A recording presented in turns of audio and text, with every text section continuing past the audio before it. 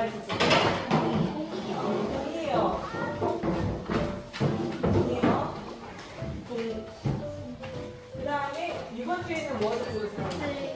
하나. 동의어에서 생각나는 거 있어요? 응?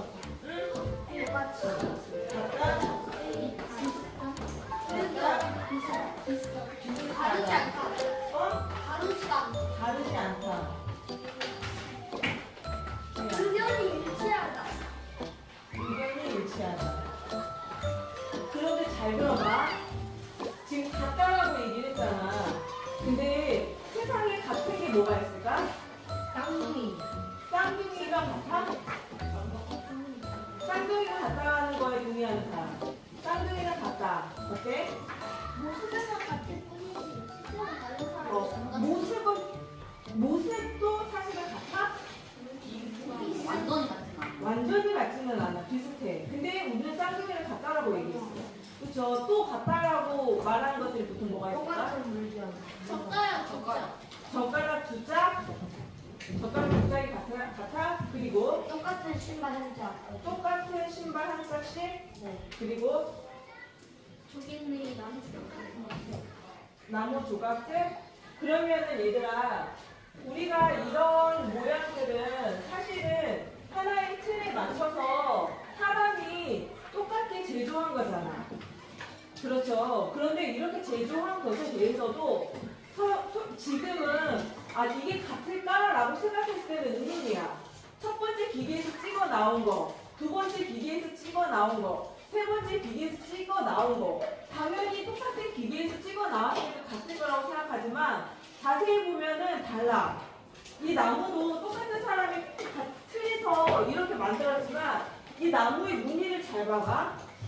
나무 책상 나무의 무늬를 봐봐. 이 책상은 우리가 말할 때 같은 책상이 여러 개 있어요 라고 얘기를 하지만 자세히 보면 달라? 달라. 기계도 마찬가지야. 첫 번째 기계, 두 번째 기계. 우리가 똑같다고 얘기를 하지만 사실은 달라. 파나는 어때? 파나? 우리 한강 선생님이 파나를 찍어내잖아. 똑같은 틀에다가 방법도 똑같이 했어. 근데 첫 번째 찍어낸 파나와 두 번째 찍어낸 파나가 같을까 다를까? 달라. 그런데도 불구하고 우리는 이거를 같다라고 얘기해. 왜 같다라고 얘기를 했냐면 너희들도 어떻게 보면 기본적인 어떠한 형상, 우리가 동일하다고 생각하는 전제를 깔아두고 이건 동일한 판에서 찍어낸 판이기 때문에 같아라고 얘기를 하죠. 이건 동일한 디자이너가 만들어낸 거니까 같아. 이 말은 무슨 말이냐면 진짜로 본질이 같은 게 아니라 우리가 같다라고 정의 내린 거야. 같다라고 우리가 그거를 결정한 거야. 같다라고 같은 걸로 우리가 분류하는 거야. 그러면 왜 분류할까? 예를 들어서 선생님이 다람쥐 영상을 예전에 보여준 적 있죠. 미국의 다람쥐와 한국의 다람쥐, 아프리카의 다람쥐와 또 막 여러 나라마다 생긴 게 다람쥐가 다 달라. 그러면은 다르게 생길 때마다 이름을 다 붙여주면 어떻게 될까? 못 기억해요. 어? 이름이 다람쥐가 우리가 볼 때마다 똑같이 생긴 다람쥐는 없잖아요. 여기 강아지도 마찬가지잖아.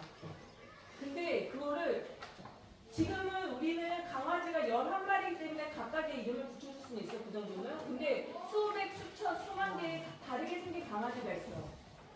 그 강아지를 다르니까 다 이름을 붙여준다고 생각을 해봐. 그럼 세상은 어떻게 될까? 너무 복잡해지겠지. 그리고 너무 혼란스럽겠지. 그렇죠. 그 이름을 외우지도 못할 거야. 그렇겠어, 안 그렇겠어? 지역마다 있는 다람쥐 이름을 다 다르게 지었다고 생각을 해봐. 그것처럼 동의어라는 것은 우리가 세상을 인식할 때 분류를 통해서 보다 우리가 세상을 인식하기 쉽게 만들어낸 거야. 검정색은 검정색, 하얀색은 하얀색, 다람쥐는 다람쥐, 인간은 인간. 그렇게 동의어를 만들어낸 거죠. 그래서 지금 같다라는 표현도 있지만 비슷하다라는 표현에서도 우리는 동의어라고 얘기해요. 비슷하다와 같다는 틀려 달라? 달라. 그런데도 불구하고 우리는 비슷하다를 동의어, 같다를 동의어, 다르지 않다는 것이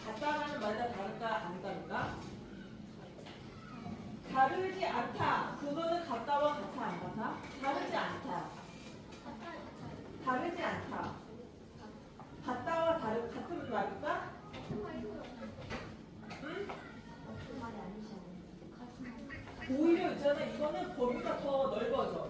예를 들어서 동물과 동물이 아닌 거라고 비교를 해보자. 그러면 동물이 아닌 것은 동물이야? 동물이 아닌 것이 훨씬 많아. 뭐가 있지? 동물이 아닌 거.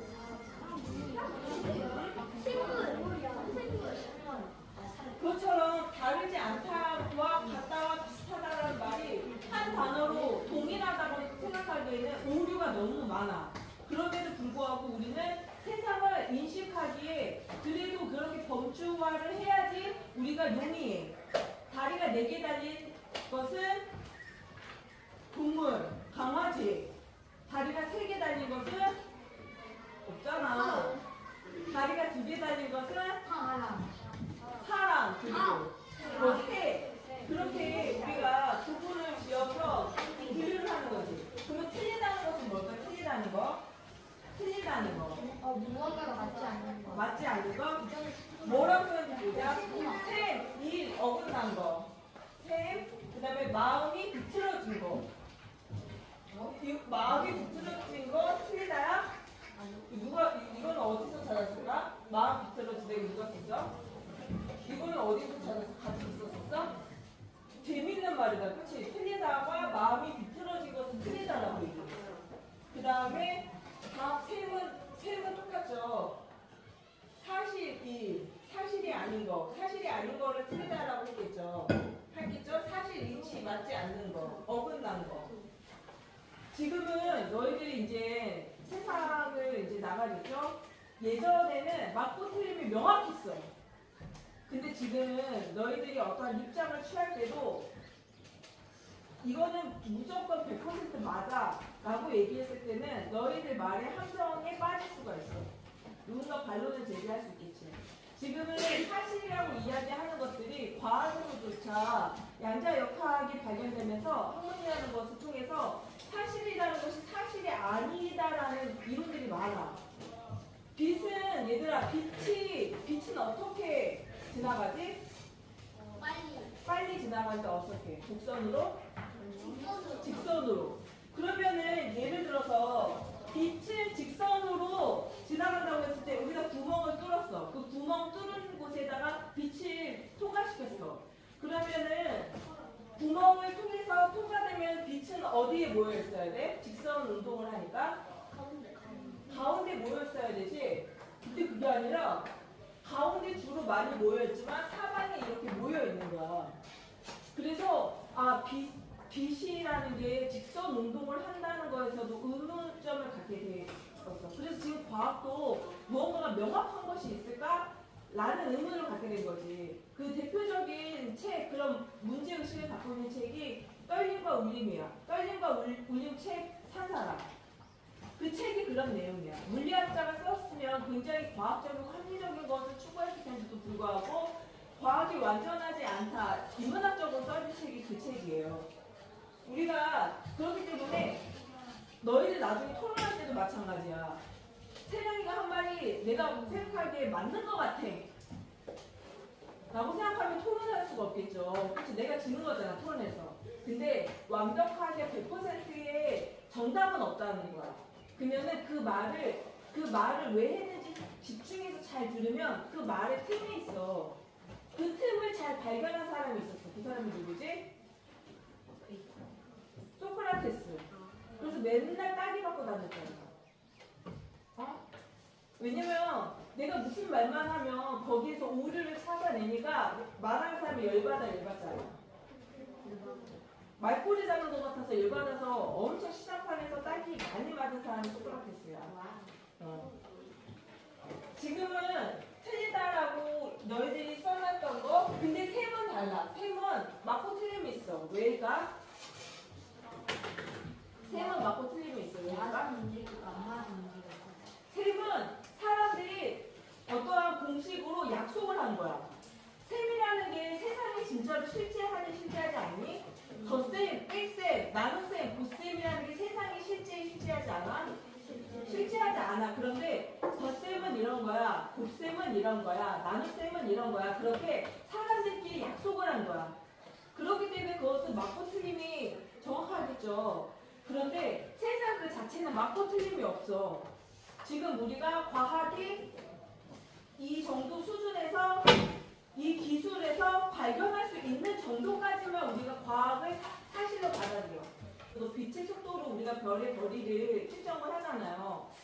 그런데 지금 우리의 기술력으로 측정할 수 있는 별만 관찰을 하는 거야. 기술력이 더 좋아지면 우리가 그 이상을 관찰할 수 있잖아? 그럼 지금까지 이론이 깨지는 거야. 그리고 또 다른 이론들이 나타나는 거죠. 그런데 여기서 되게 중요한 것은 우리가 그럼 또 다른 이론은 새로운 거잖아. 새로운 것은 어떻게 발견할 수 있을까? 우리가 틀리다라고 얘기를 하는 것은 지금까지 과학적으로 입증된 것은 맞고 그렇지 않은 것은 틀리다라고 얘기를 하겠죠.